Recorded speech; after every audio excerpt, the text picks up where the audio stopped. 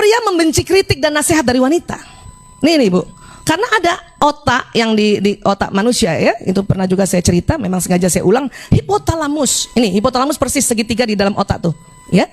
Laki-laki ada, perempuan ada. Cuman pada laki-laki ukurannya 2,5 kali lebih lebar dibanding perempuan.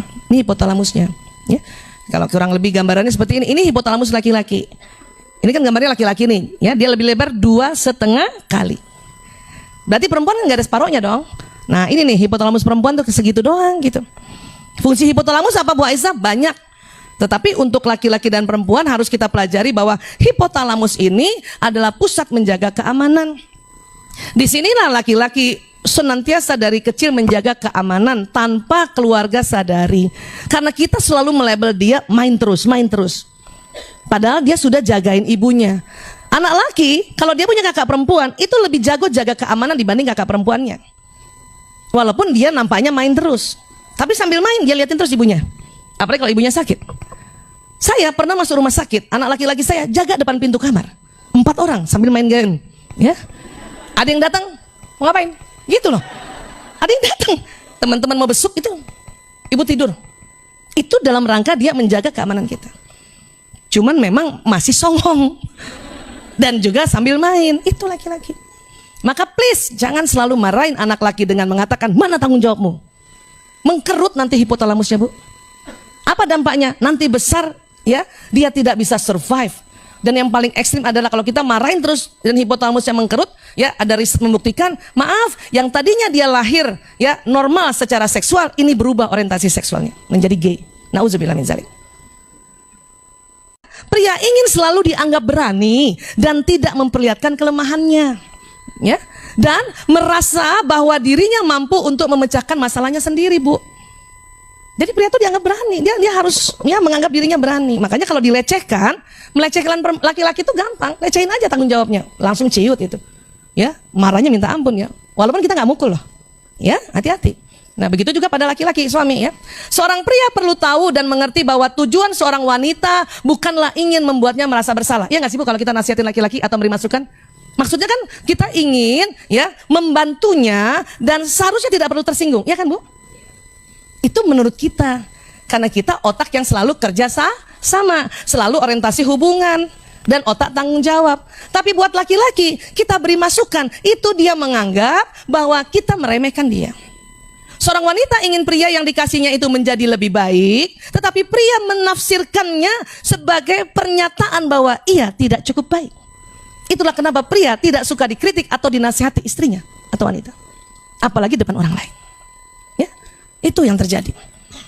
Contoh, ibu pernah nggak lagi jalan berdua, ya, cari alamat. Nah, apa yang kita lakukan? Nanya, ayo kita tanya aja jalannya yuk. Maksud kita kan mau bantu suami ya nggak? Tapi otak laki-laki menerimanya itu sebagai kamu payah, kau tidak bisa menemukan jalan itu. Ini yang namanya persepsi. Ini yang beda.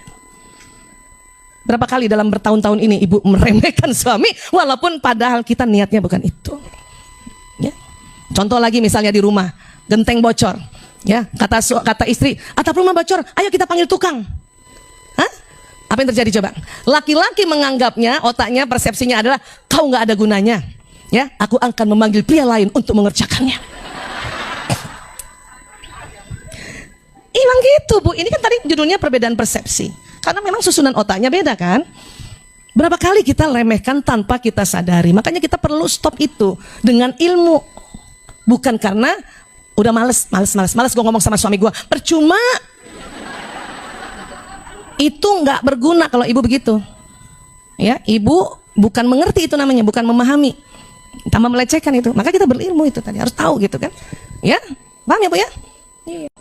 Makanya saya tuh kalau lagi ada acara-acara penting nggak mau sama suami. Bisa 3 jam di jalan Bu.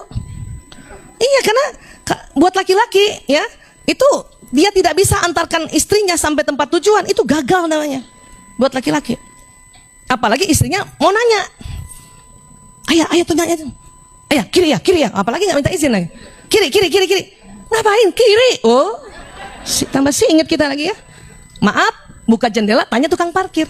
Itu suami udah merasa, oh, dia lebih percaya tukang parkir pada aku. Disangka laki-laki nggak bisa marah Bu. Marah Bu. Makanya saya kalau ada apa-apa saya tanya, ya, ayah, ibu Isa bantuin tanya ya? Nggak usah. Oke, nggak usah. Ketawa aja udah. Walaupun nanti sampai tempat pengantin udah pada pulang semua. Yang penting kan nggak berantem sama suami.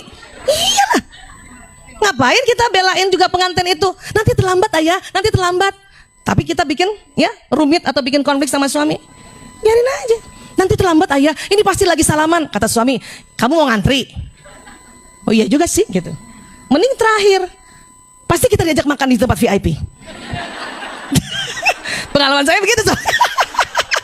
Udah nggak ngantri, foto puas-puas, makan puas-puas.